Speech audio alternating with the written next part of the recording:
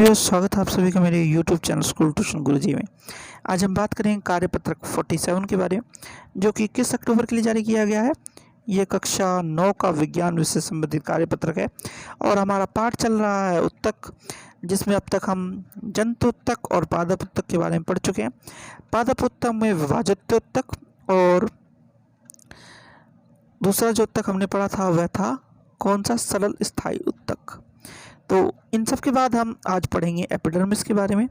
यानी कि अब तक हम एक छोटे विषय में अगर हम समझें तो हम पढ़ चुके हैं कि कैसे कैसे कई प्रकार के उत्तक पादपों में पाए जाते हैं। तो आइए जरा देखते हैं एपिडर्मिस के बारे में। पौधों में संरक्षी उत्तक होते हैं जो पौधों की पूरी सतह को ढके रखते हैं। इनका मुख्य कार्य पौधों की रक्षा करना है। ये सरल उत्तक ही हैं, परंतु इनका कार्य संरक्षण उत्तकों से भिन्न होता है। ये 3 प्रकार के होते हैं, एपिडर्मिस, स्टोमेटा और कॉर्क। यानी कि सरल स्थायी उत्तक के ही एक प्रकार हैं, परंतु ये सरल स्थायी उत्तक से भिन्न है क्योंकि इनका कार्य उनका संरक्षण करना नहीं बल्कि उन्हें उनकी रक्षा करना है। ठीक है बच्चों, चलिए आगे देखते हैं।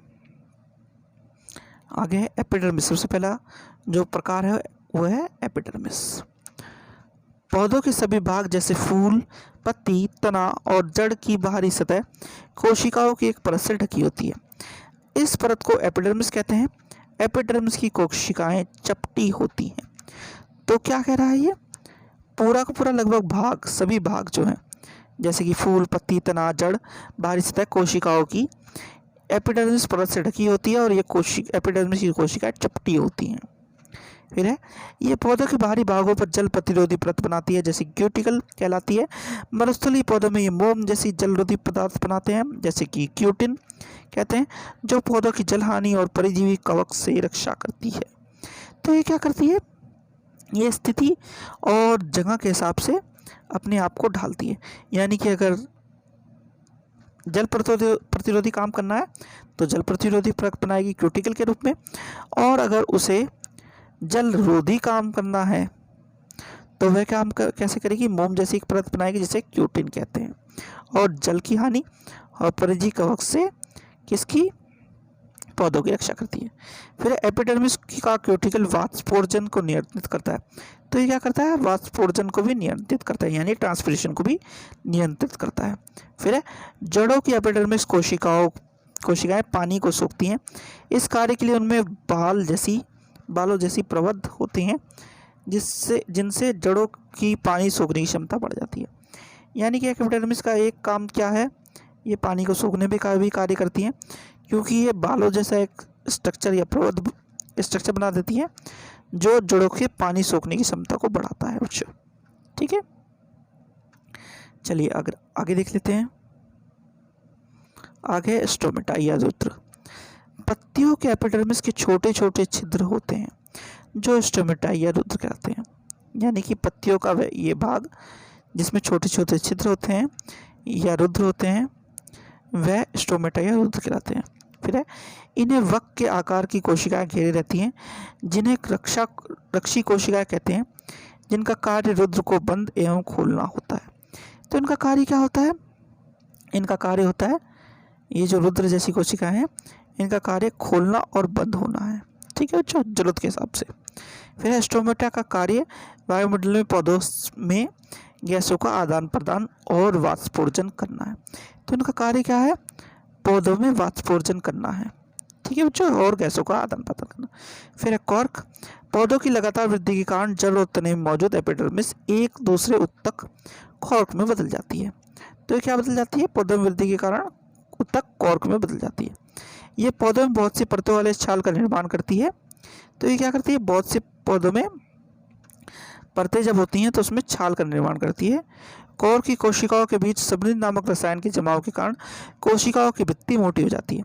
यानी कि सबनिन नामक पदार्थ के कारण कोशिकाओं की भित्ति मोटी हो जाती है। सबनिन इन छालों को हवा एवं पानी के लिए अभेद बनाती है। तो सबनिन क्या करती है, इन्हें हवा और पानी के लिए अभेद, यानी कि इनसे कोई नुकसान न पहुंचाए, इन्हें ऐसा बनाती है। तो सबसे पहला प्रश्न है, संरक्षी उत्तक किन्हें कहते हैं? ये पौधों में कहाँ पाए जाते हैं? तो संरक्षी ऊतक उन्हें कहते हैं जो पौधों को संरक्षण प्रदान करें। ये 3 प्रकार के होते हैं। कौन कौन से प्रकार हैं जरा देख लेते हैं। ये है एपिडर्मिस, स्टोमेटा और कॉर्क। एपिडर्मिस लगभग पौधों के हर भाग में पाया जाता है। स्टोमा पौधों के हरी पत्तियों में पाया जाता है और कॉर्क पौधों के तने में पाया जाता है और जड़ में पाया जाता है। ठीक है बच्चों, अगला प्रश्न है एपिडर्मिस के कार्य बताएं। तो एपिडर्मिस किस काम आती है? एपिडर्मिस को अगर मुख्य तौर पर देखें तो ये क्या करती है? पौधों में जलहानि और परजीवी कवक से रक्षा करती है। ठीक है बच्चों, ये पौधों में जलहानि और परजीवी कवक से रक्षा करती है, ये इस काम में आती है मेनली। फिर है प्रश्न नंबर 3, स्टोमेटा पौधों में कहाँ स्थित है? इनमें के कोई 2 कार्य लिखिए। तो स्टोमेटा पौधों में पत्तियों में स्थित है। इसके 2 कार्य हैं, वायुमंडल में पौधों के से गैसों का आदान प्रदान करना और वाष्पोर्जन करना। ठीक है बच्चों, फिर है कॉर्क के सख्त होने का क्या कारण है और इसका पौधों को क्या लाभ मिलता है?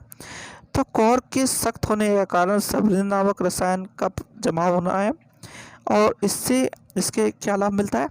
ये हवा और पानी से पौधे को अभेद बना देती है, यानी कि इसे कोई नुकसान नहीं पहुंचता हवा और पानी से।